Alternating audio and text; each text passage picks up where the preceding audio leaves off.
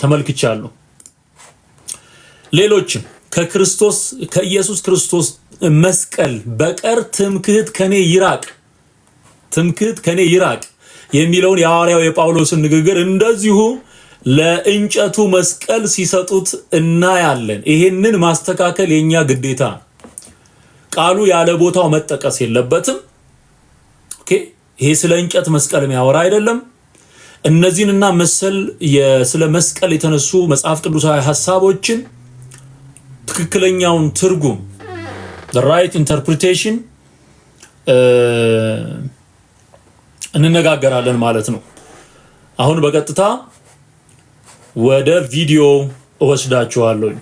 ኦኬ፣ ወደ ቪዲዮ እንሂድ።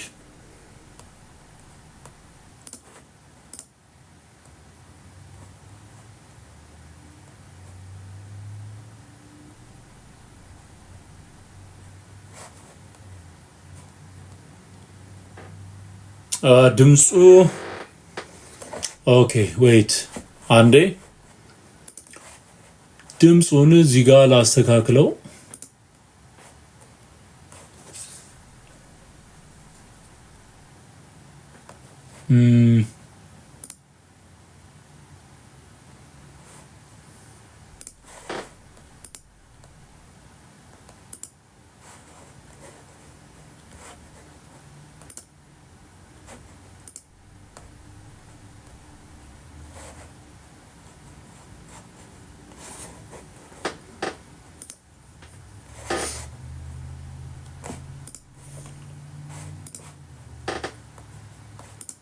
እሺ፣ ድምጹ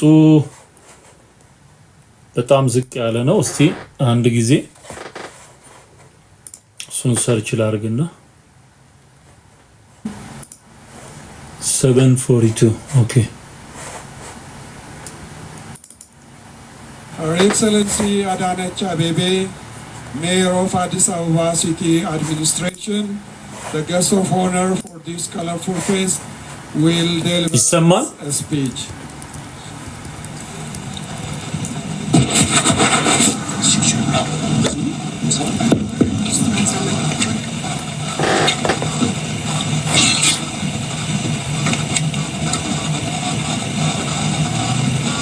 አሁን ይሰማል።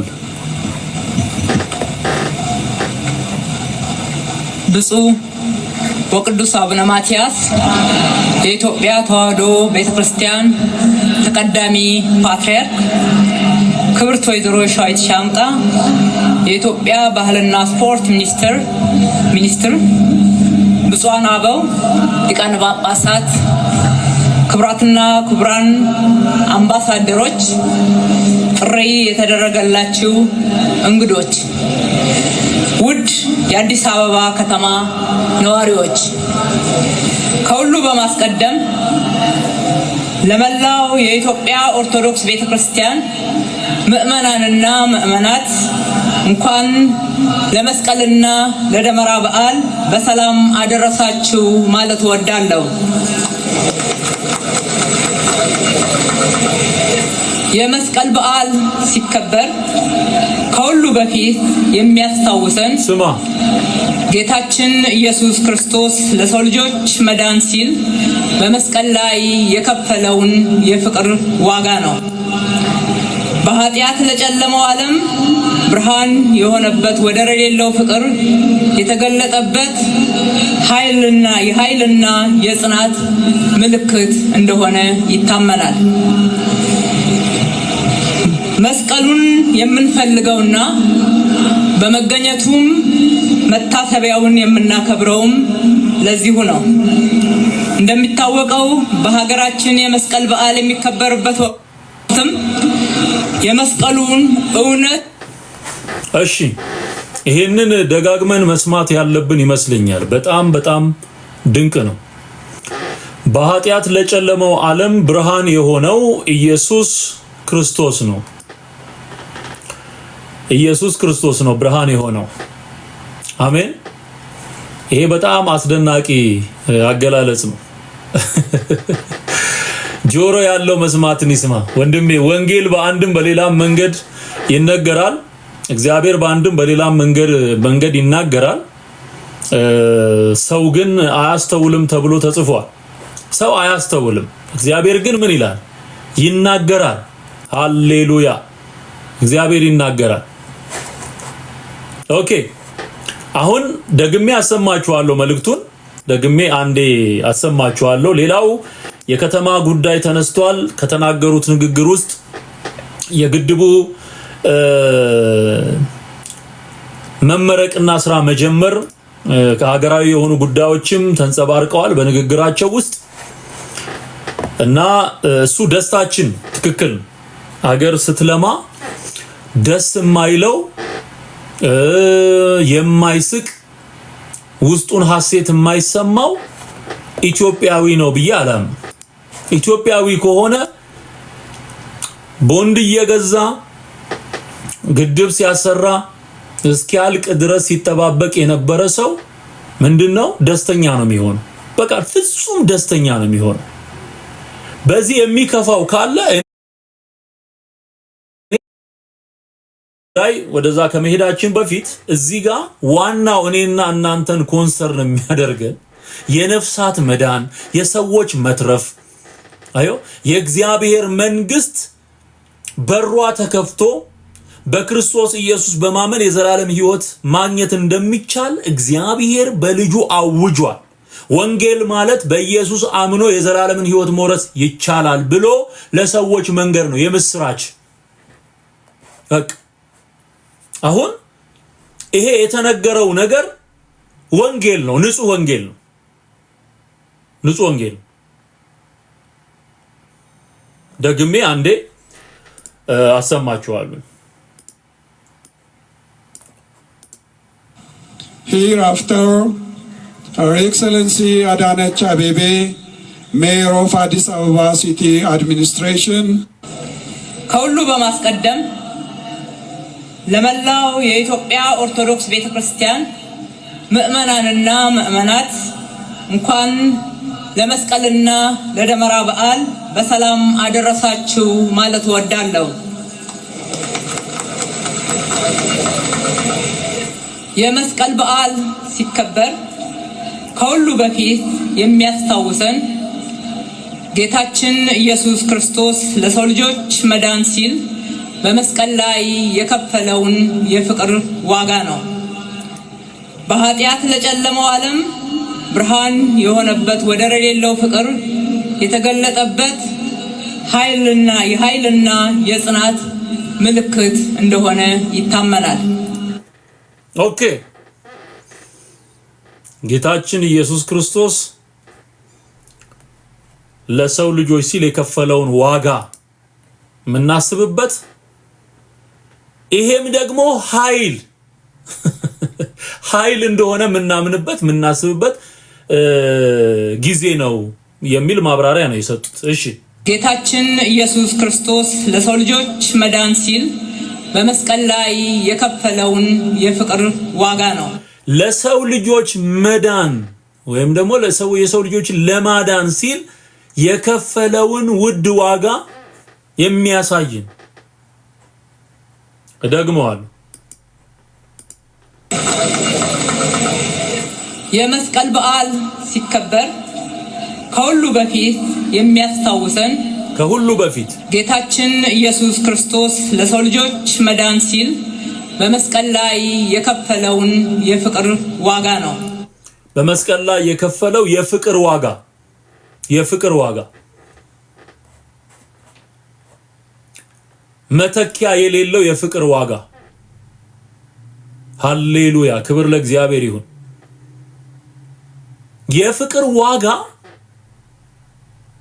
ነፍስን እስከ መስጠት ድረስ ወዳጆቹን ብቻ ሳይሆን ጠላቶቹን ጭምር የወደደበት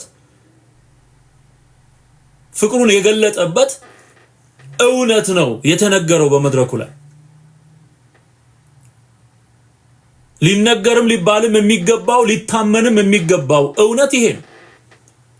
ኢየሱስ ክርስቶስ ስለ ሰው ልጆች መዳን ውድ ዋጋ ማለት አምላክ ሰው ሆኖ ስጋ ለብሶ በስጋ ተገልጦ በመስቀል ላይ የተሰቀለበት ምስጢር አንተን ለማዳን አንቺን ለማዳን ነው። መስቀል ለመቀደስና ለማክበር አይደለም። አንቺን ከጨለማ ለማውጣት እኛን ለማዳን የተከፈለ የፍቅር ዋጋ። ከዚህ የሚበልጥ ፍቅር ለማንም የለውም ተብሎ ተጽፏል። ከዚህ የሚበልጥ ፍቅር ለማንም የለውም። ሮሜ ምዕራፍ 5 ላይ ዮሐንስ ወንጌልም ላይ አለ። ሐሳቡን አመጣላችኋለሁ። ከዚህ የሚበልጥ ፍቅር ሃሌሉያ። ጥቅሱን ቶሎ ቶሎ ታወጡልኛላችሁ።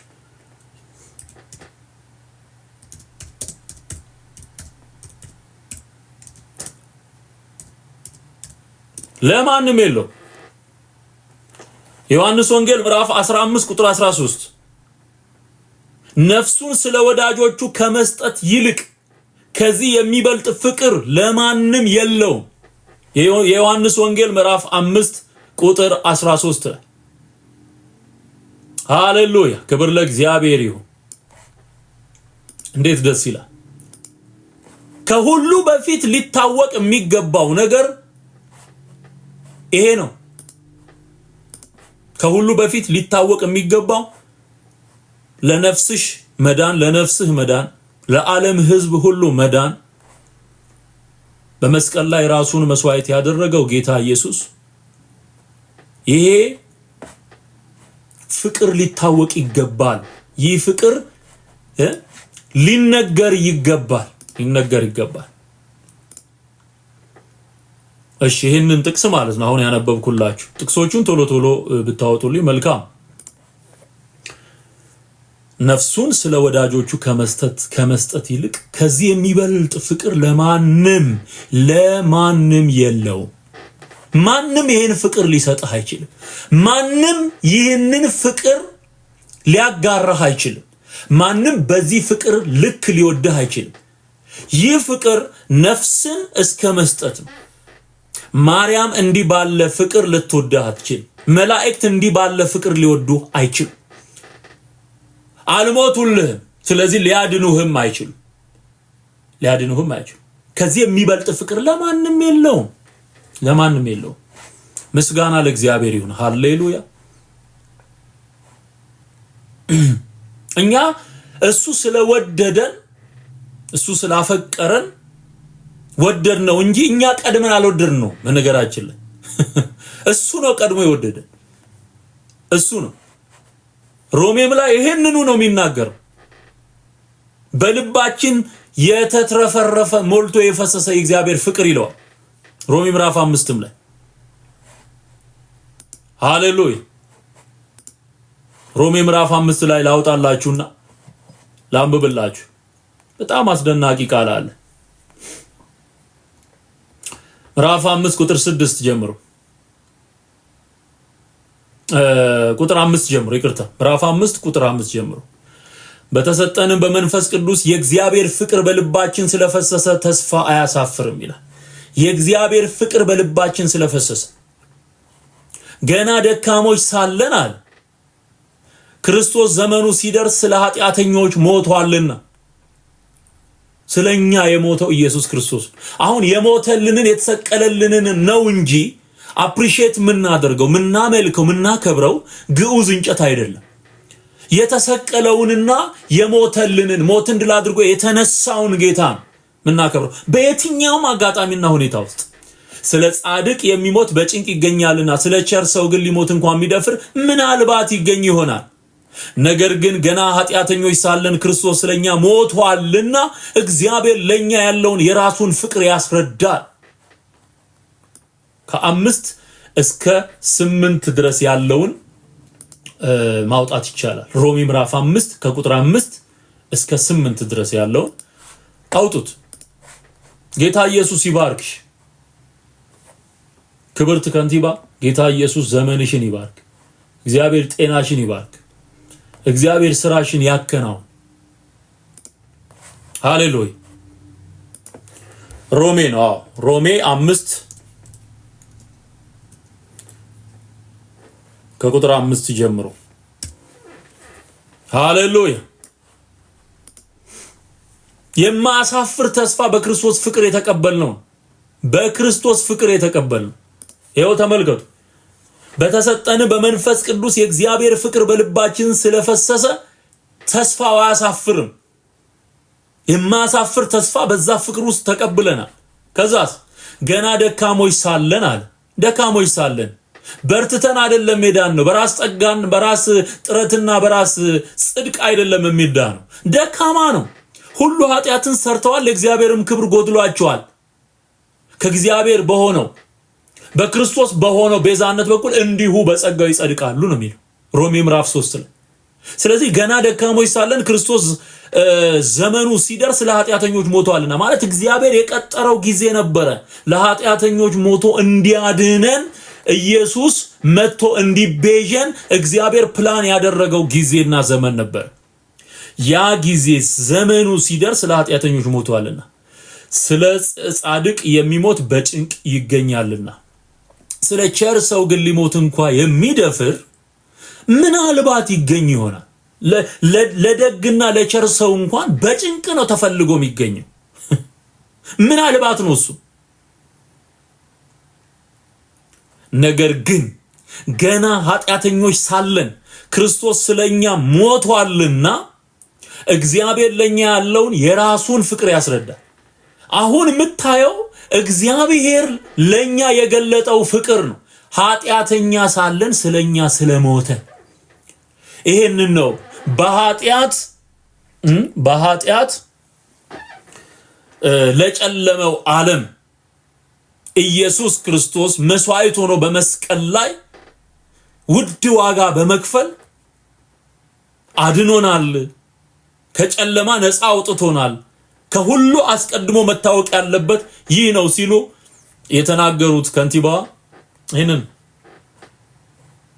ክብር ለእግዚአብሔር ይሁን። ክብር ለእግዚአብሔር ይሁን።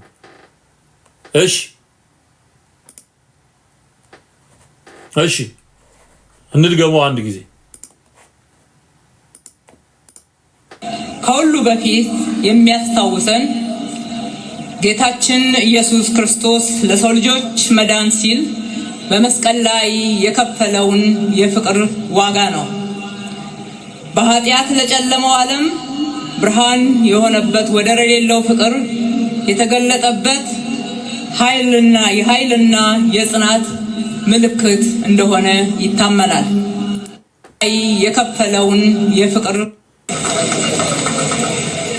የመስቀል በዓል ሲከበር ከሁሉ በፊት የሚያስታውሰን ጌታችን ኢየሱስ ክርስቶስ ለሰው ልጆች መዳን ሲል በመስቀል ላይ የከፈለውን የፍቅር ዋጋ ነው።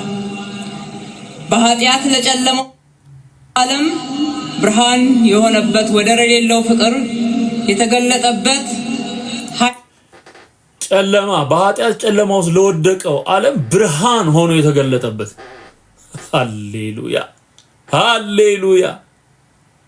ብርሃን ሆኖ የተገለጠበት ዓለም ብርሃን የተሞላው በኢየሱስ ክርስቶስ ከልደቱ ጀምሮ ይገርማችኋል፣ ብርሃን ነው የሚታየው በኢየሱስ ብርሃን። የጌታን ብርሃን በዙሪያቸው አበራ ይላል በቤተልሔም። እረኞቹን የምስራች ሲነግር ብርሃን ኢየሱስ ራሱ እኔ የዓለም ብርሃን ነኝ፣ በእኔ የሚያምን የህይወት ብርሃን ይሆንለታል። ስለዚህ ከጨለማ መውጣትና ወደ ኢየሱስ መምጣት ነው የሚሻለው። ብርሃን እንዲሆንልህ ብርሃን ወደ ሆነው ጌታና ይሄ መታመን መቻል አለበት። በኃጢአት ጨለማ ለወደቀው ዓለም ብርሃን ሆኖ መጥቷል። ማን? ኢየሱስ ክርስቶስ። ሌላ ብርሃን የለም። ለዓለም የሚያበራው ብርሃን እኔ ዓለም ብርሃን ነኝ ያለው እርሱ ኢየሱስ ክርስቶስ። ምስጋና ለእግዚአብሔር ይሁን። ምስጋና ለእግዚአብሔር ይሁን። ሃሌሉያ። የከፈለውን የፍቅር ዋጋ ነው። በኃጢአት ለጨለመው ዓለም ብርሃን የሆነበት ወደር የሌለው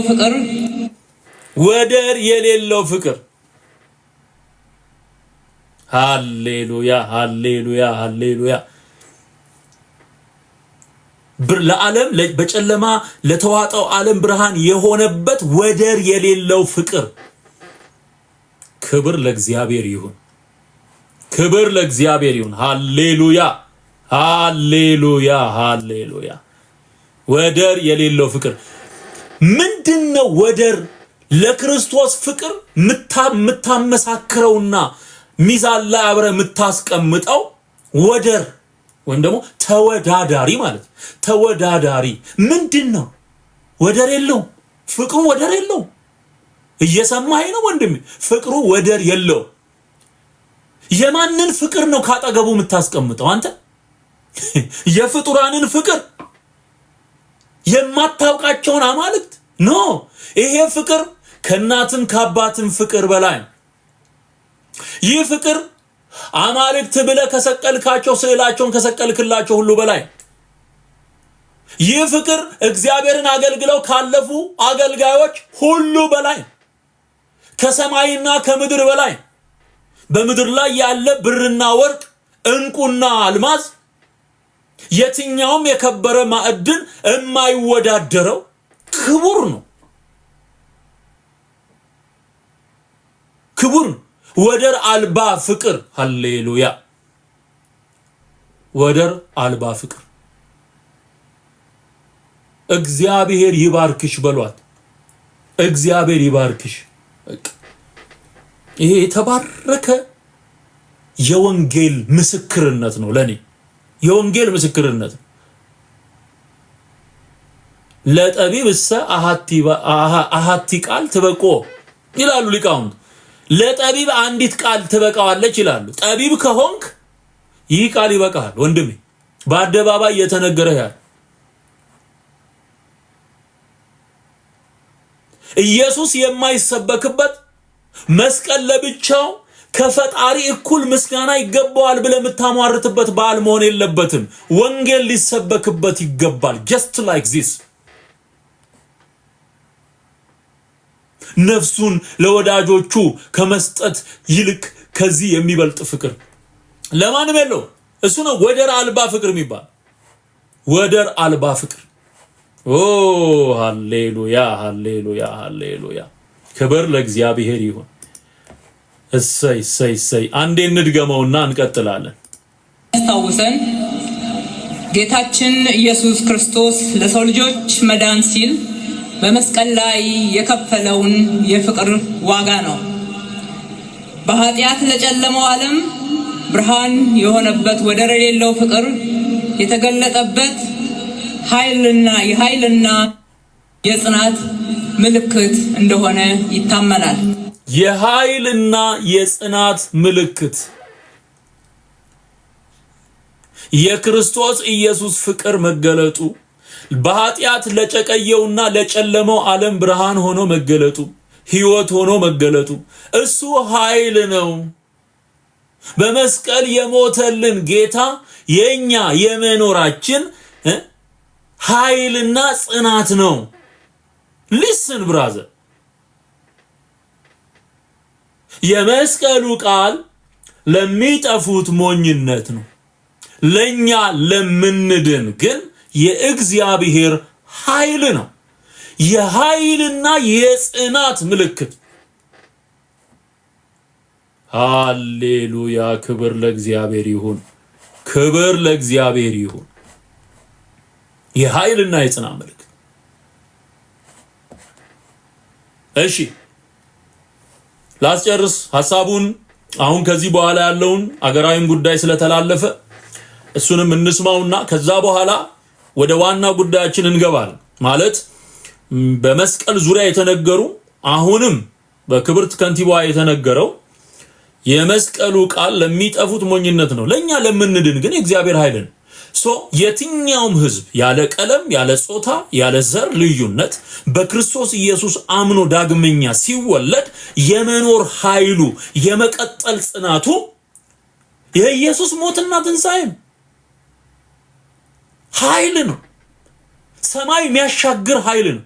በእምነት የሚያስቀጥል ጽናት ነው። በመስቀል ላይ ያንን መከራ ታግሶ ይላልኩ መራራ እየጠጣ እየተገረፈ የሾህ አክሊል እየተደፋበ ያን ሁሉ መከራ ተቀብሎ ከፊት ያለውን ደስታ እያየ ይላል የኢሳይያስ ትንቢት ምዕራፍ 53 ላይ የክርስቶስ ኢየሱስን ፓሽን የተቀበለውን መከራውን የታገሰበት ኪ ፖይንት ቁልፉ ዘሩን ያያል የሚል በዚህም ዘመን ከዚህም ዘመን በፊት ከዚህም ዘመን በኋላ በክርስቶስ አምነን የምንድን ዳግመኛ ምንወለድ ዘር ተብለን የተጠራን እኛን በመስቀሉ እያማጠ የወለደን ኢየሱስ ክርስቶስ ነው። በችንካር እያማጠ የወለደን ሰዎች ጽኑዓን የሚሆኑት ታግሶ በመስቀል ያን ሁሉ መከራ ታግሶ ያዳነንን ጌታ በመመልከት ጽናት፣ በማመን ደግሞ ኃይል፣ ለጽድቅ ኃይል፣ ለይቅርታ ኃይል፣ ለእውነተኛ ህይወት ኃይል፣ ለዘላለም ህይወት ኃይል፣ እግዚአብሔርን ለማምለክ ኃይል፣ በእውነት ለመመላለስ ኃይል፣ በሰላም ለመኖር ኃይል ምንቀበለው በክርስቶስ ኢየሱስ በማመንና ዳግመኛ በመወለድ ነው። እሱ የጽናትና የኃይል ምልክታችን። ሃሌሉያ ሃሌሉያ። እሺ እንስማ ቀጣይ መልእክቱ። የሚገርም ነው በጣም። መስቀሉን የምንፈልገውና በመገኘቱም መታሰቢያውን የምናከብረውም ለዚሁ ነው። እንደሚታወቀው በሀገራችን የመስቀል በዓል የሚከበርበት ወቅትም የመስቀሉን እውነት የሚያሳይ ይመስላል። ይሄውም አሮጌው ዘመን በአዲስ ዘመን ከደመናና ዝናባማ ወቅት ወደ ፈካ አበባማ ወቅት ክረምቱን ጨለማ ወደ ብርሃን የምንሸጋገርበት በመሆኑ ነው።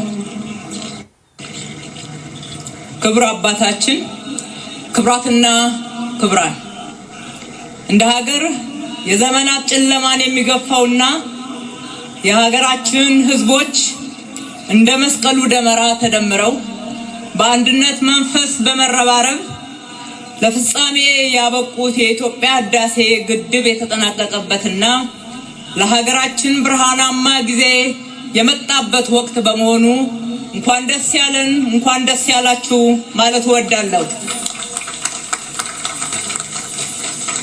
ይህ የኢትዮጵያውያን ታሪካዊ ድል በብዙ ፈተናዎች ውስጥ በጸሎትና በፈጣሪ አምላክ እርዳታ የተገኘ ስኬት በመሆኑ ለፈጣሪ አምላካችንም ትልቅ ክብርና ምስጋና ይድረሰው እንላለን።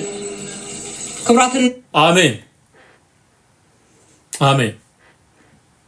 ይሄ በሰው ብቻ የሚቻል አይደለም። ከነበረው ታሪካዊ ተግዳሮት አንጻር የእግዚአብሔር መለኮታዊ ጣልቃ ገብነት ባይኖር ግድቡ አይገደብም፣ አያልቅም ነበር። ብዙ ጣጣና ብዙ ፈንጣጣ ነበረበት። ግን እግዚአብሔር ኃይሉን ጣልቃ ገብነቱን ጥበቡን ተጠቅሞ ስለረዳን ያለ እግዚአብሔር ስለማይቻል ትልቅ ክብርና ምስጋና ለእግዚአብሔር ለአምላካችን። ክብር ለእግዚአብሔር፣ ክብር ለእግዚአብሔር ይሁን። ይሄ የኢትዮጵያውያንን ህይወት ከጨለማ መብራት ከሌለበት መብራት ወዳለበት የሚያሸጋግር፣ የሚቆራረጠውን የሚፈታ፣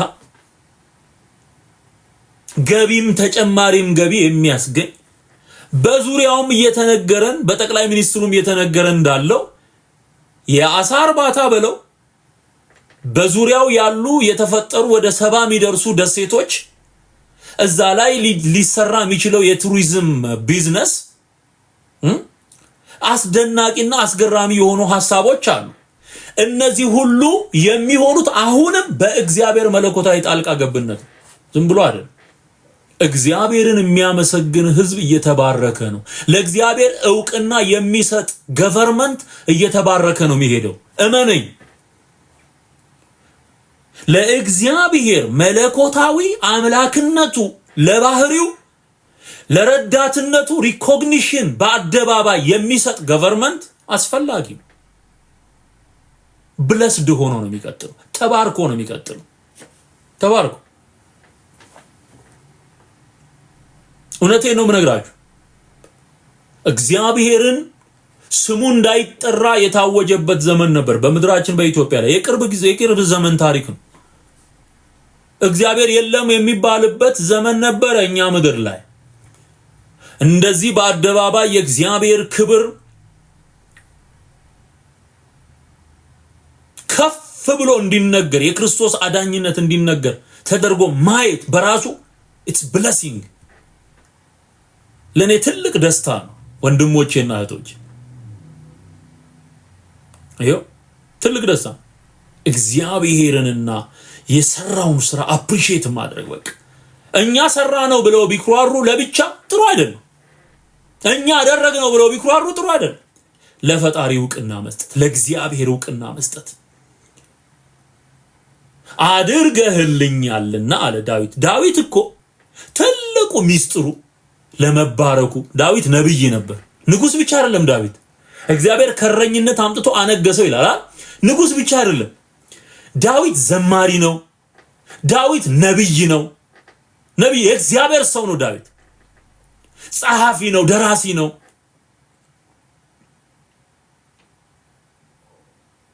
በጣም ብዙ ሀብት፣ መንፈሳዊ ሀብት የተሰጠው ሰው፣ መልካም ስብዕና ያለው ዳዊት በምድር ካሉ ነገስታት በእግዚአብሔር ፊት የከበረበት አንዱ እና ዋነኛው ጉዳይ እግዚአብሔርን የሚያመሰግን ሰው ነው። he was very thankful። ሲቆም ሲቀመጥ ሲተኛ ሲነሳ እግዚአብሔር የሚያመሰግን፣ የማለዳ ምስጋናውን ታያል፣ የምሽት ምስጋናውን ታያል፣ የቀትር ምስጋና ታያል። በቀኑ 7 ጊዜ በላይ እግዚአብሔርን ያመሰግን ነበር ዳዊት። እግዚአብሔር ላደረገልን ነገር ምስጋና ማቅረብ ኢትዮጵያ አወቀችበት ማለት አወቀችበት። ትዝ ይላችኋል ፓርላማ ውስጥ እግዚአብሔር ይመስገን ሲባል ሲሳቅ ትዝ ይላል። ትዝ ይላል ተሳቀ እኮ እግዚአብሔር ይመስገን ሲባል ተሳቀ። እንደዚህ ምድሪቱ ትፈወስ እንጂ የእግዚአብሔር ክብር ተነግሮ ያለ እግዚአብሔር እርዳታ የበላ ደስ ብሎትስ ተድላን የቀመሰ ማን ነው ይላል ጠቢቡ ሶሎሞን። የዳዊት ልጅ ማን ነው? ይቻላልን? አሁን ኢትዮጵያ እየደረሰችበት ያለችው፣ አሁን እያደገችበት ያለችው ሂደት አንዳንዱ ላለማመስገን፣ እግዚአብሔርን ላለማመስገን የተሰሩ ስራዎችን ራሱ ሪስፔክት አድርጎ ለመናገር እዚህ ጋር የሚያንቀዋል። እዚህ ውስጥ በቃ እንዴ ስራ እየተሰራ እኮ ነው ብራዘር፣ ስራ እየተሰራ። ቻሌንጆች የሉም ወይ? አሉ። ከቁጥር የበዙ ቻሌንጆች አሉ። እግዚአብሔርን አምነው ግን እየሰሩ ነው ያሉት። በቃ እየሰሩ ነው ያሉት። ለዚህ እግዚአብሔርን ማመስገን ያስፈልጋል። እግዚአብሔር ምስጋናውን ጠቅልሎ ይውሰድ። ሃሌሉያ ሃሌሉያ፣ ክብር ለእግዚአብሔር ይሁን። ኢትዮጵያ ትልቁን የህዳሴ ግድቧን ሰርታ ስላጠናቀቀች ክብር ለእግዚአብሔር ይሁን። እግዚአብሔር ደግሞ እየመሩ እየሰሩ ያሉትን ይባርካቸው፣ ዘራቸውን ይባርክ፣ ዘመናቸውን ይባርክ። ሃሌሉያ። በጸጋ ላይ ጸጋ፣ በሞገስ ላይ ሞገስ እግዚአብሔር ይደርብላችሁ። ትውልድ ዘራችሁ ይባረክ። ወጋው የምቀኛ መንፈስ ወጋ። እንደዚህ ወንጌል የሚመሰክሩ፣ እንደዚህ እግዚአብሔርን በአደባባይ የሚያመሰግኑ ነፍሴ ነው የምትረካው ስል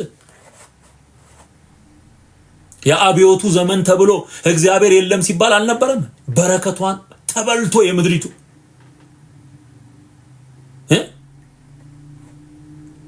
አሁን እግዚአብሔር እንዲህ ባለ ነገር ይደሰታል። ስማኝ፣ ደስ ይለዋል እግዚአብሔር ደስ ይለዋል። ወንጌል ተሰበከ፣ ከተማ እየለማ። እኔ አዲስ አበባን በግድ ነው የለመድኩት ሄጄ። በዚህ አጋጣሚ ልመስክርላችሁ፣ በግድ የገዛ ሰፈሬ ጠፍቶኝ ማለት ነው። ሰፈሬ ጠፍቶ ከ3 ሳምንት በኋላ ነው ዙሪያ ገባውን ማወቅ የጀመርኩት። በቃ ከ3 ሳምንት በኋላ ያለማጋነን ተቀይሯል። ብዙ ነገር፣ ብዙ ኢንፍራስትራክቸሮች እየተሰሩ ነው። ብዙ ፋሲሊቲዎች እየተሰሩ ነው። መልካም ነው ይሄ ለምድራችን። ተዘዋውሬ ያዩዋቸው ስፍራዎች አሉ፣ በጣም አስደናቂ ናቸው። ያለ እግዚአብሔር እርዳታ እንደዚህ ሊሰራ አይችልም ወንድሜ፣ እውነቱ ይሄ። ይሄ ደግሞ የእግዚአብሔርን አፕሪሺየት ማድረግ፣ እግዚአብሔር አገዘን፣ ረዳን፣ ስሙ ይባረክ ማለት የበለጠ ስራው እንዲቀጣጠል የሚያደርገው እሱ ነው። እመኔ፣ እግዚአብሔር የበለጠ እንዲረዳህ የምትፈልግ ከሆነ አመስጋኝ ነው መሆን ያለብህ። አመስጋኝ። ምስጋና ለእግዚአብሔር ይሁን። ሃሌሉያ። ኢየሱስ ጌታ፣ ኢየሱስ ጌታ። ስለዚህ እንዲህ ባለ መንገድ ወንጌል በምድሪቱ ላይ ኦፊሻሊ ተሰበከ። እግዚአብሔርን እናመሰግናለን። አሁን ወደ ጥቅሶቹ ወስዳችኋለሁ። ከዛ በፊት አንድ ፒክቸር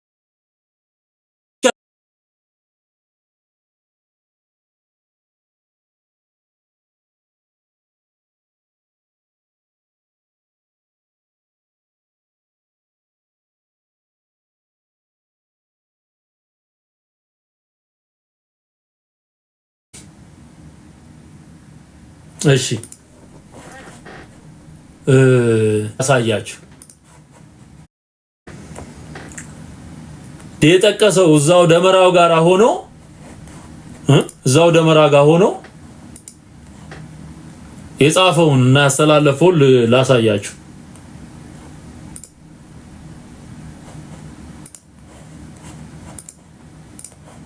ስክሪን ሼር ላርጋችሁና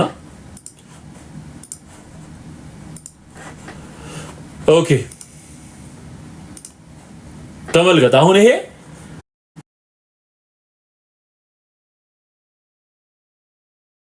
ጳውሎስ ስለምንድን ነው እየተናገረ ያለው የሚለውን እዚህ ጋር እኔ ያነበብኩኝ ትከተሉኛላችሁ። በትክክል አስረዳችኋለሁኝ። በትክክል ከጌታችን ከኢየሱስ ክርስቶስ መስቀል በቀር ሌላ ትምክህት ከኔ ይራቅ ያለው ሐዋርያው ጳውሎስ እዚህ ጋር ደመራ የሚደመርለትንና መስቀል ተብሎ በዓል የሚከበርለትን ነው ወይ? አይደለም። ለዚህ ይጠቀሳል ወይ? አይጠቀስም። እንዴት እንደሱ ልትል ቻልክ ካላችሁኝ ምዕራፍ 6 ገላትያ ምዕራፍ 6 አውዱን መመልከት አስፈላጊ ነው። አጠቃላይ የገላትያ መልእክት በገላትያ አውራጃዎች ላሉ ብዙ አብያተ ክርስቲያናት የተላከ መልእክት ነው።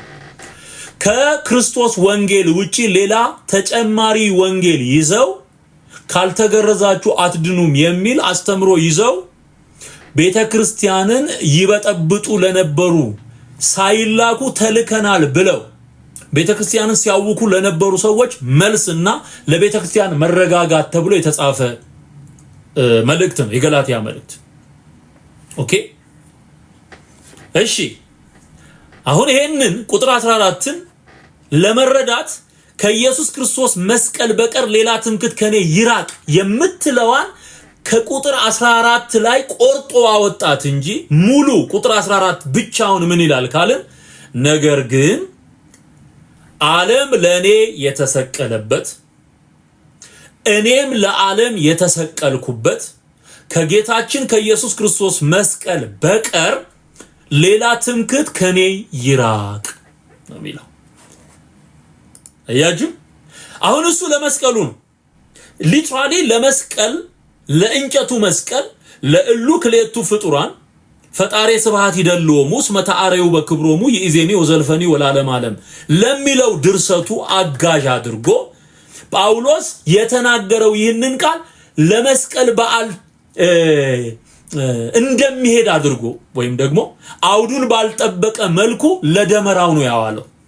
ፍጆታው የጥቅሱ ፍጆታ ሮንግ ፕሌስ ሮንግ ታይም። ምክንያቱም እዚህ ጋር ሼር ላድርጋችሁ የጳውሎስን መልእክት።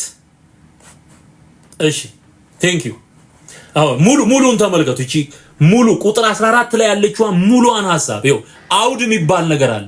መጀመሪያ ሙሉ ቁጥሩ ተቀንጥሳ የወጣች ነገር አይደለም የምታየው። ሙሉ ቁጥሩ ምን ይላል? ነገር ግን ዓለም ለእኔ የተሰቀለበት ይህ መስቀል አሁን አንተ የምታከብረው ሮዳስ የለጠፈው ይህ መስቀል ቆሻሻ ተጭኖበት ወጣ የተባለው መስቀል ስለሱ ነው ወይ?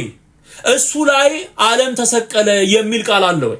ነው ወይስ ጳውሎስ እየተናገረ ያለው ስለ ሌላ ጉዳይ?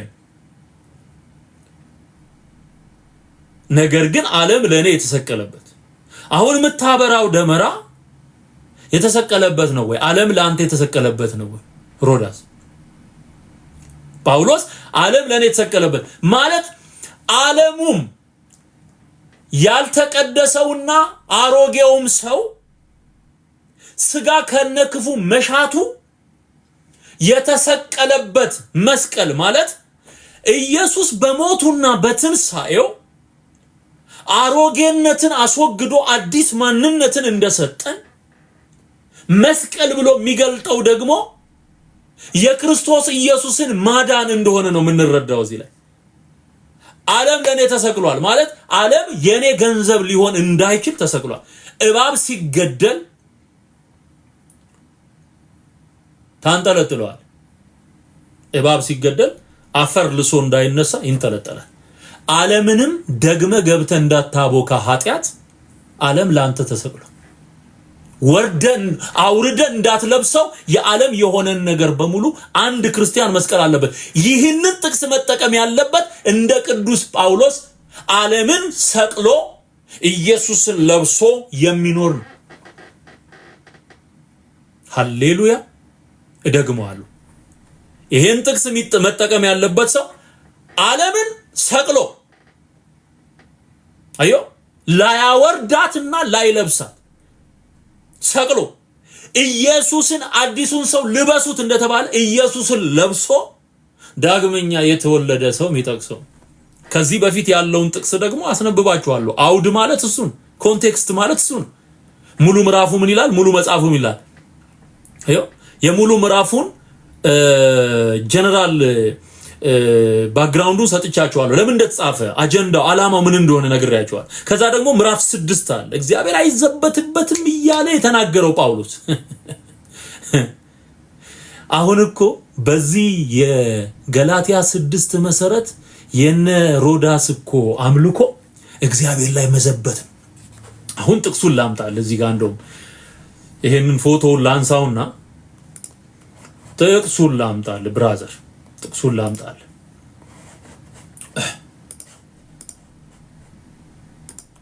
እሺ ጥቅሱን ላምጣል።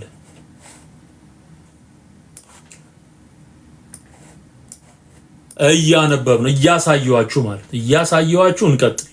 እያሳየዋችሁ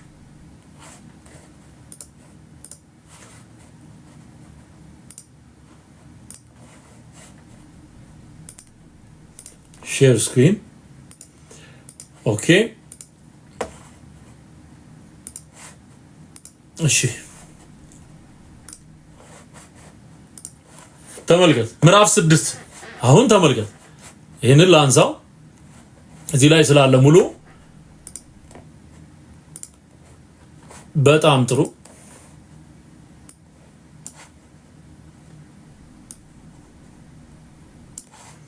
ተመልከቱ ምዕራፍ 6 ነው የገላትያ ምዕራፍ 6። እሺ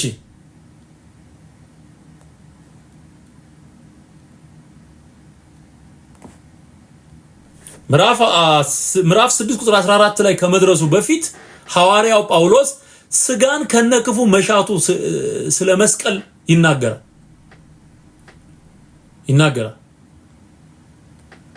ከዛ ደግሞ እግዚአብሔር አይዘበትበትም እያለ ይናገራል።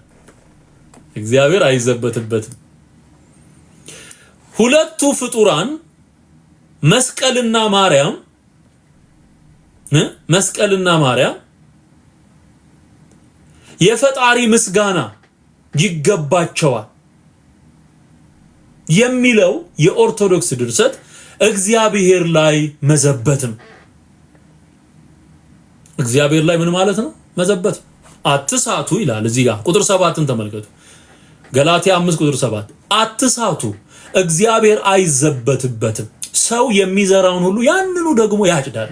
ያንኑ ምን ያደርጋል? ያጭዳል። ለምን? እግዚአብሔር አይዘበትበትም።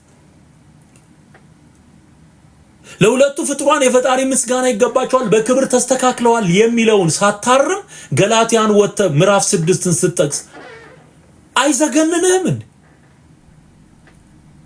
እንዴ? እየሰራችሁ ያላችሁት እኮ እግዚአብሔር ላይ መዘበት እኮ ነው። ጠርጋ ካላወጣች ይህንን ፓርት ኦርቶዶክስ ጠርጋ ካላወጣች ሌላውንም ጠርጋ ካላወጣች እግዚአብሔር ላይ እየዘበተች ነው ያለችው። አለቅ። አትሳቱ፣ እግዚአብሔር አይዘበትበት። በገዛ ስጋው የሚዘራ ከስጋ መበስበስን ያጭዳልና በመንፈስ ግን የሚዘራው ከመንፈስ የዘላለምን ሕይወት ያጭዳል። በስጋ የሚዘራ ዘር አለ፣ በመንፈስ የሚዘራ ዘር አለ። ሁለቱም አጨዳ አላቸው። ባንዝልም በጊዜው እናጭዳለንና መልካም ስራ ለመስራት አንታክት። እንግዲያስ ጊዜ ካገኘን ዘንድ ለሰው ሁሉ ይልቁንም ለሃይማኖት ቤተሰቦች መልካም እናድርግ። እንዴት ባሉ ታላላቅ ፊደላት በእጄ እንደጻፍኩላችሁ እዩ። በስጋ መልካም ሆኖ ሊታዩ የሚወዱ ሁሉ እንድትገረዙ ግድ አሏችሁ። እንዲገረዙ ምን ይሏቸው ነበር? ይነዘንዟቸው ነበር፣ ግድ ይሏቸው ነበር በገላትያ ያሉ አብያተ ክርስቲያናት። ነገር ግን ስለ ክርስቶስ መስቀል እንዳይሰደዱ ብቻ ነው። አሁን ምዕራፍ 6 ላይ መስቀል የሚለውን ቃል እዚህ ጋር የሚጠቀመዋል። ቁጥር 12 ላይ በስጋ መልካም ሆነው ሊታዩ የሚወዱ ሁሉ እንድትገረዙ ግድ አሏቸው። ግድ የሚሏቸው ተገረዙ እያሉ የሚነዘንዟቸው በስጋቸው ስለ ክርስቶስ መስቀል ወይም ደግሞ ኢየሱስ በመስቀል ላይ ስለሰራው ስራና ስላመጣው የዘላለም ሕይወት እነሱም ስላመኑት እምነት ሲሉ ዋጋ እንዳይከፍሉ በአይሁድ ዘንድ ተመቻምቸው ተስማምተው ለመኖር ሲሉ ነገር ግን ስለ ክርስቶስ መስቀል እንዳይሰደዱ ብቻ እንጂ የእንጨት መስቀል አይደለም። ብራዘር አይደለም። መስቀል ተሸክመው ይሰደዳሉ ማለት ነው ኖ የግዝረት ምልክትን ከተቀበሉ ተገርዘናል ብለው ከሌላው አይሁድ ጋር ተስማምተው ለመኖር ይችላሉ። አይ ከሌ ተገርዟል አትንኩት፣ እከሌ ክር አስሯል አትንኩት እንደምትሉት ማለት ነው። ነገር ግን ስለ ክርስቶስ መስቀል እንዳይሰደዱ። ለምሳሌ ጌታ ኢየሱስ ምን ይላል? እኔን ሊከተል የሚወድ ማንም ቢኖር ራሱን ይካድ መስቀሉንም ተሸክሞ በኋላዬ ይከተለኝ አለ። በኋላዬ ይከተለኝ፣ በኋላዬ ይከተለኝ። ምኑን ተሸክሙ? መስቀሉ። ሊትራሊ መስቀል አንግቦ ይከተለኝ ማለቱ ነው አይደለም።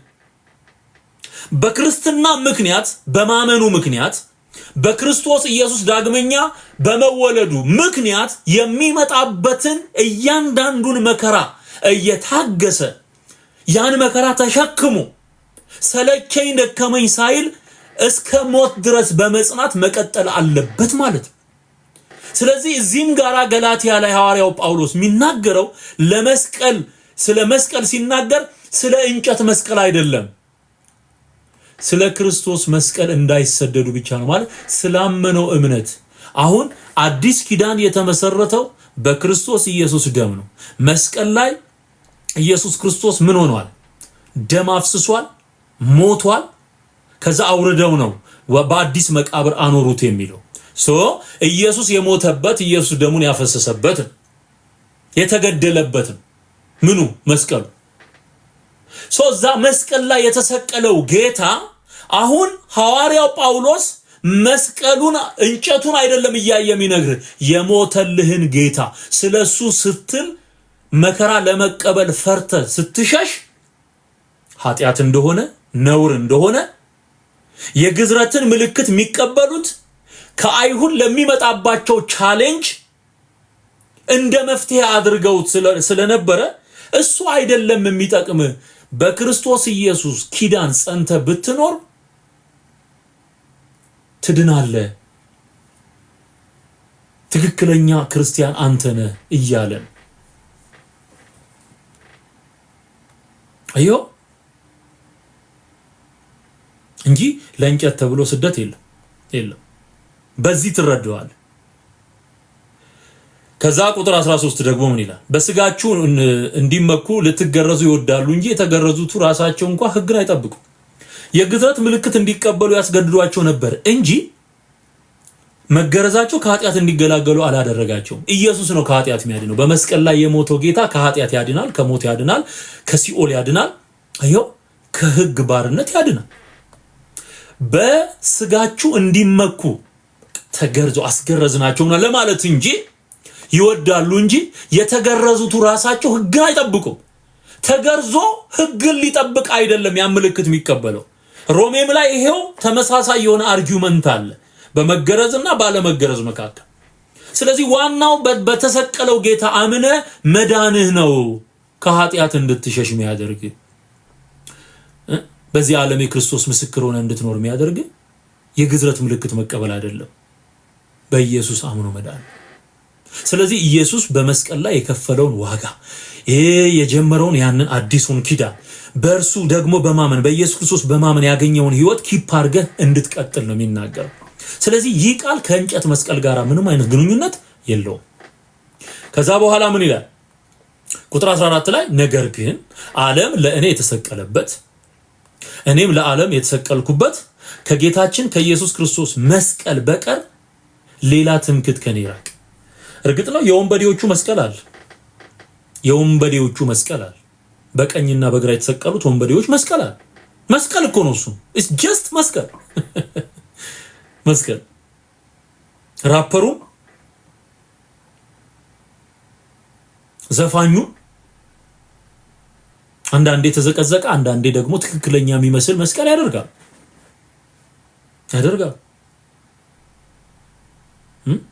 እሱ ሁሉ ዓለም የተሰቀለበት እንደውም ዓለም በሙሉ ራዩ ላይ አንጠለጠለው መስቀል ነው የምታየው። አሁን በዚህ ምድር ላይ ዓለም የተሰቀለበት መስቀል ሌላ ነው። ዓለም ለኛ የተሰቀለበት መስቀል ሌላ፣ ክርስቶስ ኢየሱስ ራሱ መልሰን ከዓለም ጋር እንዳንዋሃድ እንድንሸሻት እንድንርቃት የሚያደርገን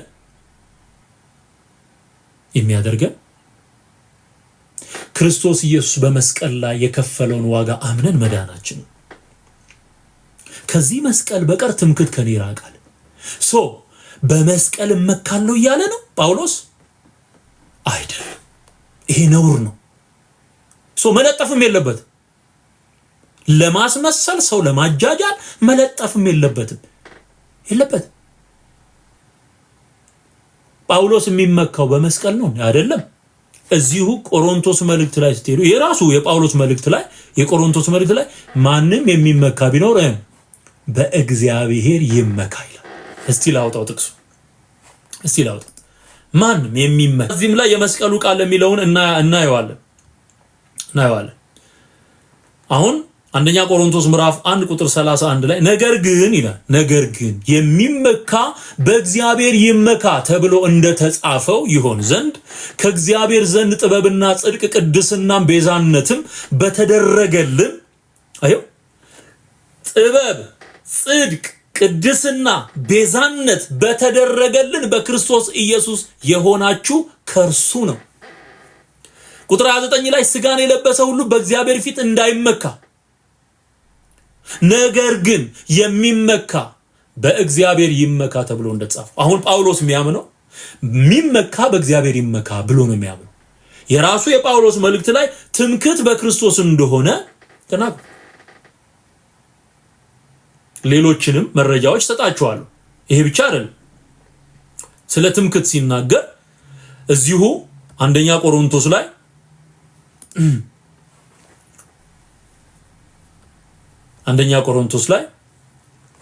ሁለተኛ ቆሮንቶስ ላይ ልሰዳችሁ ብቃታችን ከእግዚአብሔር ነው የሚል ቃል ይጠቀማል። ብቃት የሚለውን ቃል ከትምክህት በላይ ነው። እሱ ደግሞ ብቃታችን ይላል።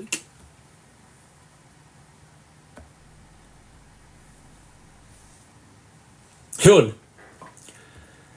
ሁለተኛ ቆሮንቶስ ምዕራፍ 3 ቁጥር 4 ጀምሮ በክርስቶስም በኩል ወደ እግዚአብሔር እንዲያለ እምነት አለን። ወደ እግዚአብሔር እንዲያለ እምነት አለን። ወደ መስቀል ወደ እንጨት አይደል፣ ወደ እግዚአብሔር እንዲያለ እምነት አለን። ብቃታችን ከእግዚአብሔር ነው እንጂ በገዛ እጃችን እንደሚሆን አንዳችን እንኳን ልናስብ ራሳችን የበቃን አይደለም። የጳውሎስ ትምክህቱ ሙሉ በሙሉ በእግዚአብሔር ላይ ነው። አዮ የበቃን አይደለም፣ ብቃታችን ከእግዚአብሔር ዘንድ ነው ብሎ ነው የሚያምነው። ይሄ ብቻ አይደለም። የጳውሎስ ሌላኛው በትምክህት ርዕስ ውስጥ የምናየው ኤፌሶን ምዕራፍ 2 ማንም እንዳይመካ ከስራ አይደለም፣ የዳነው በእግዚአብሔር ጸጋ ነው። ጸጋ ነው፣ ስጦታ ነው። ጽድቅ ስጦታ ነው፣ መዳን ስጦታ ነው እንጂ አንተ የሥራ ውጤት አይደለም ይላል። ጸጋው በእምነት አድኗችኋልና ይህም የእግዚአብሔር ስጦታ ነው እንጂ ከናንተ አይደለም፣ ማንም እንዳይመካ ከስራ አይደለም። ኤፌሶን ምዕራፍ 2 ከቁጥር 8 እስከ 9 ያለውን ያነበብኩላችሁ። ጸጋው በእምነት አድኖናል ብሎ። ስለዚህ ይሄ ሰው የሚመካው ሐዋርያው ጳውሎስ የሚመካው በእግዚአብሔር ጸጋ ነው፣ በራሱ በእግዚአብሔር ነው፣ በክርስቶስ ኢየሱስ በተሰራው ስራ። ሃሌሉያ። ማንም እንዳይመካ ከስራ አይደለም። ስራዬ፣ ጽድቄ ምናምን የሚባል ነገር የለም። መስቀሌ፣ ምንትሴ የሚባል ነገር የለም። ስለዚህ የጳውሎስ መመኪያው እግዚአብሔር ነው፣ የእግዚአብሔር ጸጋ፣ የእግዚአብሔር ኃይል። ኦ ሃሌሉያ ሃሌሉያ። እስቲ ሳልወጣ ከዚህ ከኤፌሶን ሳልወጣ ምዕራፍ 1 ላይ ትንሽ ስለሚያጸናልን እሱንም ላንብብላችሁ።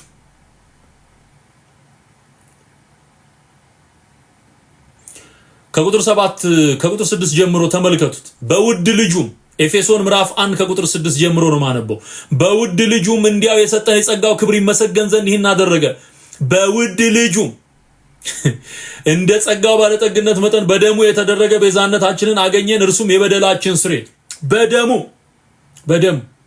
አሁን መስቀል ኃይላችን ነው፣ የነፍሳችን መዳኛ ነው። መስቀል ቤዛነ፣ መስቀል ኃይልነ፣ መስቀል መድኃኒተ ነፍስነ የምትሉት ይሄ ሁሉ ከእግዚአብሔር ጋር ጸብ ነው፣ ጥል። መስቀል የነፍስ መዳኛ ሊሆን አይችልም። መስቀል ቤዛ ሊሆን አይችልም። መስቀል ኃይል ሊሆን አይችልም። የምንመካበት ኃይላችን መመኪያችንማ ጥበብና ቤዛነት መዳንም በተደረገልን በክርስቶስ ኢየሱስ ነው። ትምክህታችን እርሱ ነው ያለው። ጸጋውንም በጥበብና በአእምሮ ሁሉ አበዛልን፣ በክርስቶስ ለማድረግ እንደወደደ እንደ ሐሳቡ የፈቃዱን ምስጢር አስታውቆናልና። በዘመን ፍጻሜ ይደረግ ዘንድ ያለው ሐሳቡን በሰማይና በምድር ያለውን ሁሉ በክርስቶስ ለመጠቅለል ነው። የእግዚአብሔር ዕቅድ ይሄ ነው። በነገራችን ላይ በክርስቶስ ሁሉንም ፍጥረት መጠቅለል ነው። እንደ ፈቃዱ ምክር ሁሉን የሚሰራ እንደርሱ ሐሳብ አስቀድመን የተወሰንን በክርስቶስ ደግሞ ርስትን ተቀበልን። ይኸውም በክርስቶስ አስቀድመን ተስፋ ያደረግን እኛ ለክብሩ ምስጋና እንሆን ዘንድ ነው። ይህን ያደረገው እግዚአብሔር ለክብሩ ምስጋና እንሆን ዘንድ ነው። እናንተም ደግሞ የእውነትን ቃል ይኸውም የመዳናችሁን ወንጌል ሰምታችሁ ደግሞ በክርስቶስ አምናችሁ በተስፋው መንፈስ በመንፈስ ቅዱስ ታተማችሁ። እርሱም የርስታችን መያዣ ነው። እርግጠኝነት፣ ትምክህት፣ ለእግዚአብሔር ያለውን ሁሉ እስኪዋጅ ድረስ ይህም ለክብሩ ምስጋና ይሆናል። የርስታችን መያዣ አየው። ይዣለሁኝ፣ ድኛለሁኝ ምንለው ክርስቶስ በከፈለው ዋጋ በሱ ነው የምንመካው። በሱ ነው የምንመካው። መያዣ። ሃሌሉያ። ስለዚህ ጳውሎስ መመኪያ የሚለው በገላትያ ምዕራፍ 6 ቁጥር 14 ላይ የተጻፈው እሱ ለደመራ የሚጠቀስ እንዳልሆነ እንድታውቁ ኦርቶዶክሳውያንም እንዲገባችሁ። ለደመራ አይጠቀስም። ለምሳሌ መስቀል፣ የመስቀል ቅርጽ ለስቶፕ ሳይንነት ያገለግላል። በዘመናዊ ዓለም በምልክቶች ዴንጀረስ የሆኑ ነገሮችን ለማስገንዘብ ከሚጠቀሟቸው ምልክቶች መካከል አንዱ መስቀል ስቶፕ ሳይን በተለያዩ ሀገራት ለጥቅም ይውላል። ራሱን የቻለ ጭረት ኖሮት ደግሞ ክብ የሚጠቀሙ አሉ። መስቀል ለብዙ ነገር ማስጠንቀቂያ ተደርጎ ጥቅም ላይ ይውላል። ጳውሎስ እዚህ ጋር የሚጠቀመው ግን ስለ መስቀለኛ ጉዳይም አይደለም፣ ስለ እንጨቱ መስቀልም አይደለም፣ ኢየሱስ ስለተሰቀለበትም አይደለም፣ አንተም ስለያዝከው እንጨት አይደለም። ስለምንድን ነው? ክርስቶስ ኢየሱስ በመስቀል ላይ ስለሰራው የማዳን ስራ ነው የሚናገረው። በቃ ነገር ግን ዓለም ለኔ የተሰቀለበት እኔም ለዓለም የተሰቀልኩበት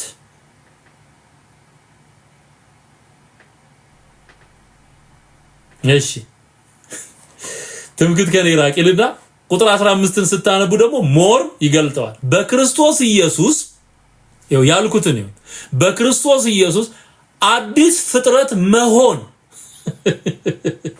አምኖ ማለት በክርስቶስ ኢየሱስ አምኖ አዲስ ፍጥረት መሆን ይጠቅማል እንጂ መገረዝ ቢሆን ወይም አለመገረዝ አይጠቅምም። ስለዚህ ስጋን ከክፉ መሻቱ ጋራ የሰቀለ ማንነት ያለው ሰው ዳግመኛ የተወለደ አዲስ ፍጥረት ነው። እንጨት ማገላበጥ አይደለም እዚህ ጋር የሚነገር ያለው በክርስቶስ አዲስ ፍጥረት ስለመሆን እመንና አዲስ ፍጥረቱ ይሄ በቆሮንቶስ ምዕራፍ 5 ላይ የተጻፈውን ያሳየናል። ልመልሳችሁና ወደ ቆሮንቶስ መልእክት አዲስ ፍጥረት መሆን ቁጥር 17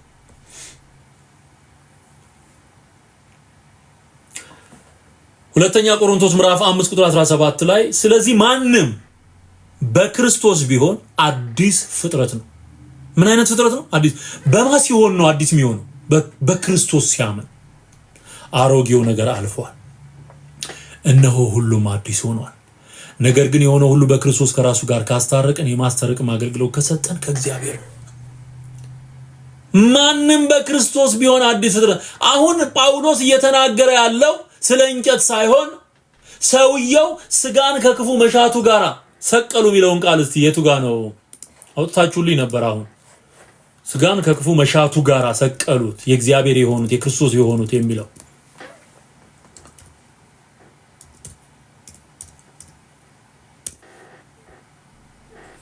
ኦኬ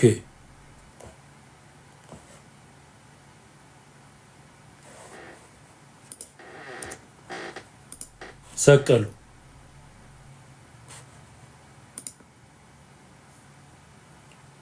ገላትያ 5:24 ላይ አንድ ምዕራፍ ተመልሰን ማለት ነው።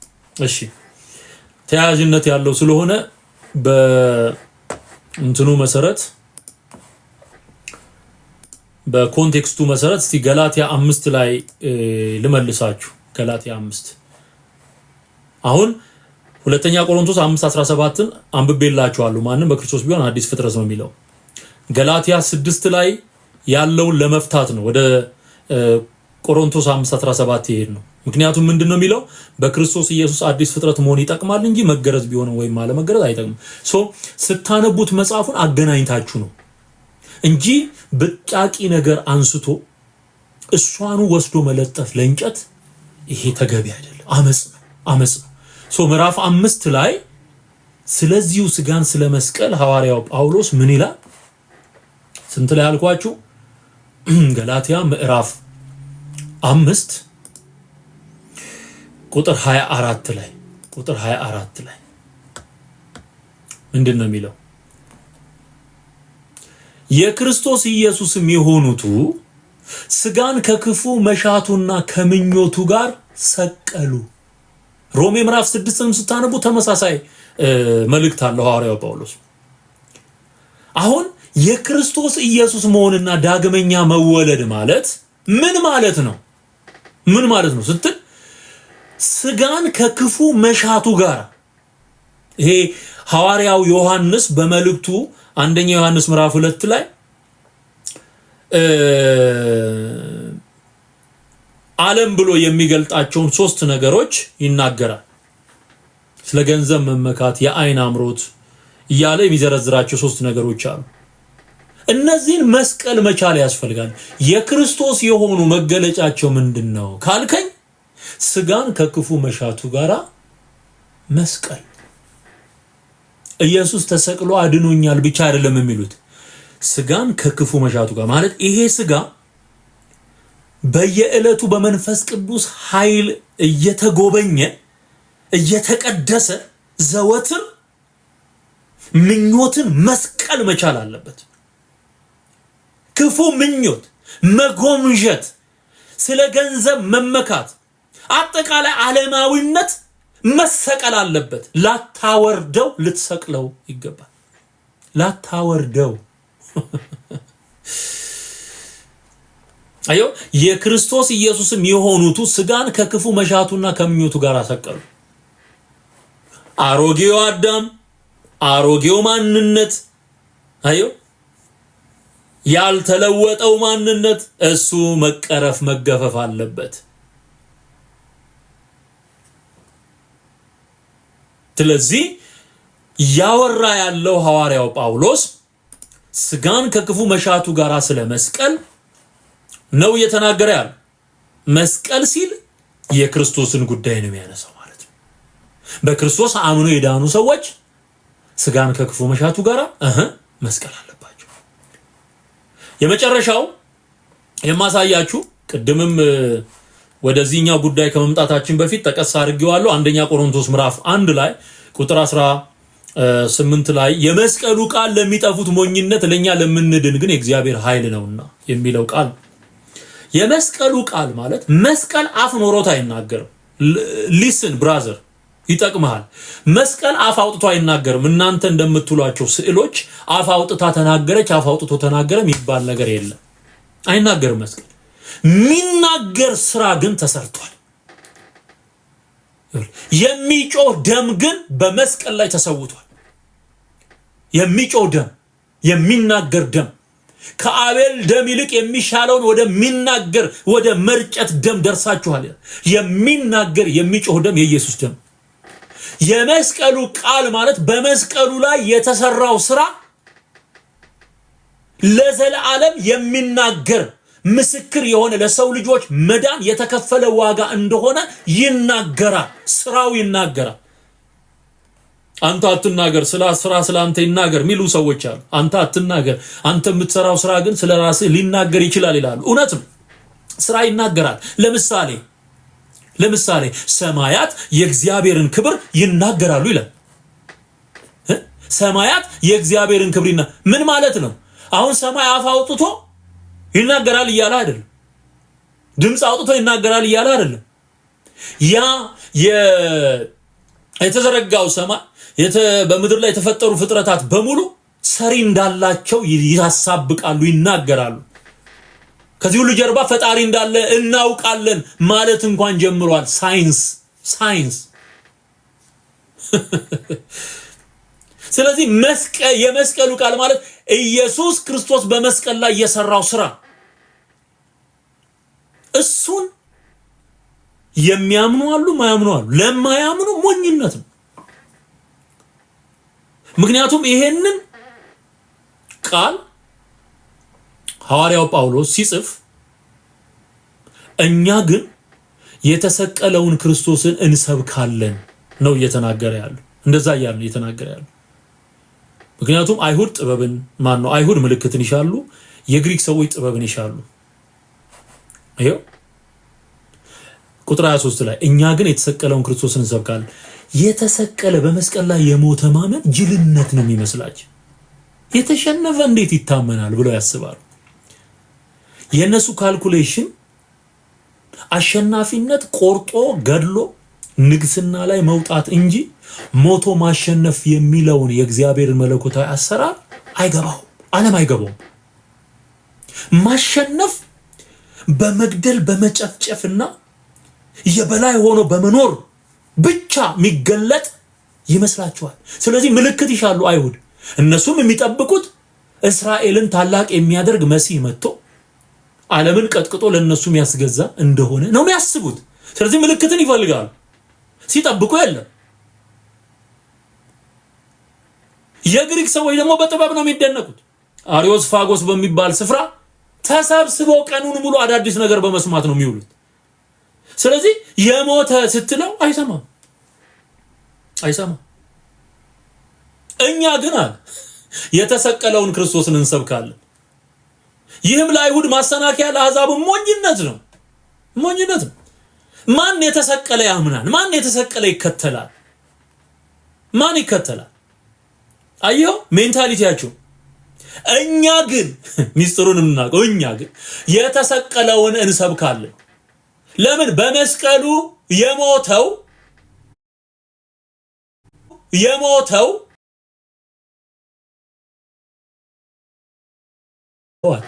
በዚህ በሞተውና በተሰቀለውና በሞተው ሰው ካላመነ አይድንም። የእግዚአብሔር ኃይል የተገለጠ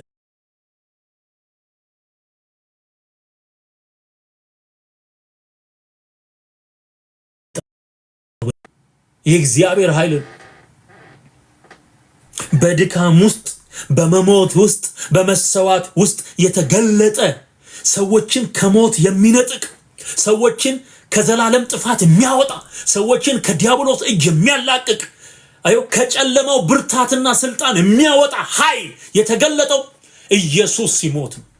ሃሌሉያ! እንዴት የሚገርም የእግዚአብሔር ክብር ነው ያለው። ሃሌሉያ! አዮ እንጂ እንጨት መስቀል ኢየሱስ በመስቀል ላይ ታል ሌላው ኢየሱስ በመስቀል ላይ ሆኖ ደግሞ የተናገራቸው ቃላቶች አሉ። መስቀል ላይ ሆኖ የተናገራቸው ለመዳናችን የሚናገር ደም የተባለው አሁን ላውጣላችሁ እሱን የሚናገር ደም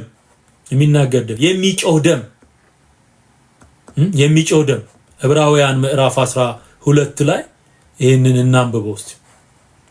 ዕብራውያን ምዕራፍ 12 ላይ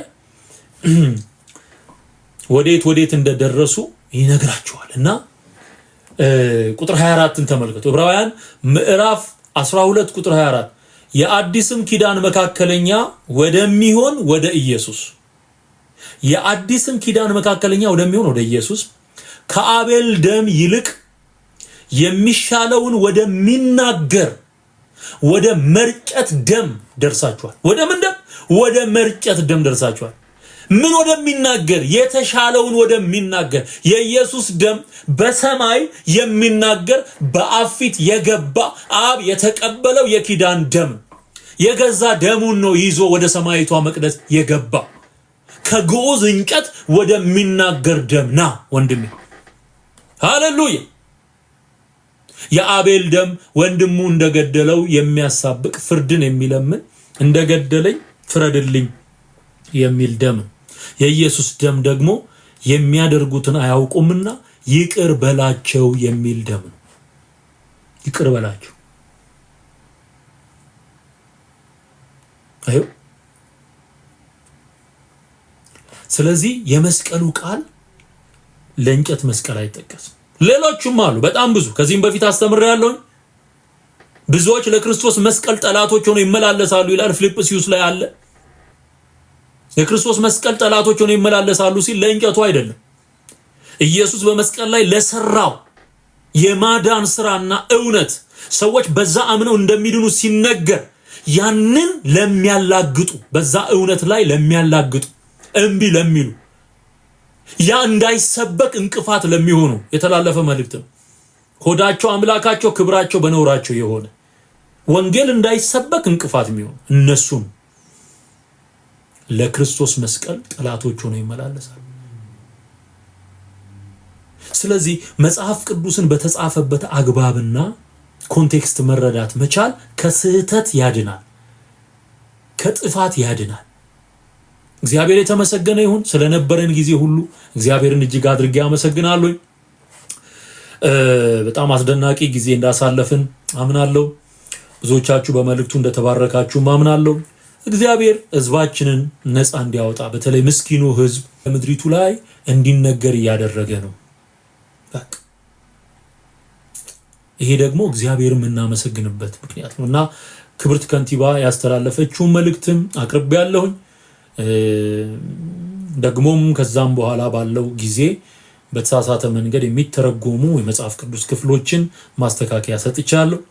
ይሄ በፍቅርና ሰዎች እንዲድኑ በሚናፍቅ ልብ የተላለፈ መልእክት እንደሆነ እንድትገነዘቡኝ በጌታ ፍቅር ጥሬን አቀርባለሁ። ሰው አንጠላም። የምንጠላው ሐሰትንና የሐሰት አባት የሆነውን ዲያብሎስን ሐሰትን እንጠላለን እንጂ ህዝቡማ ምን አደረገ? እነዚህም ሰዎች እያሳቱ ያሉት ሁሉ ንስሐ እንዲገቡና ወደ ጌታ መንግስት እንዲመጡ ነው የምንፈልገው። ፍጹም የሆነ ተሐድሶ ለምድራችን ያስፈልጋታል። ፍጹም የሆነ ተሐድሶ። ለዚህ ነው ደጋግመን ወንጌልን በጽናት የምንናገረው ወገኖቼ። ደግሞ ነፍሳት እየዳኑ ነው። እግዚአብሔር እናመሰግናለን። ብዙ ነፍሳት በዚህ ዘመን በተለያዩ ዓለማት የምንሰማቸው ምስክርነቶች በኃይል የእግዚአብሔር ቃል እየተነገረ ወንጌል እየተሰበከ ያለበት ዘመን፣ ብዙዎች እየዳኑ ያሉበት ዘመን። ወንጌል ይቀጥላል፣ ሐሰት ይቃጠላል። ወንጌል ይቀጥላል፣ ጠላት ይቃጠላል። ሃሌሉያ! ኢየሱስ ለዘላለም ጌታ። መዳን በሌላ በማንም የለም፣ እንድንበት ዘንድ የሚገባ ለሰው ልጆች የተሰጠ ብቸኛ ስም ኢየሱስ ክርስቶስ። እወዳችኋለሁ። ዘመናችሁ ይባረክ። በሌላ ፕሮግራም ደግሞ እንገናኛለን። የዛሬውን እዚህ ላይ አበቃሁኝ። ሻሎም ብያለሁ። ተባረኩልኝ።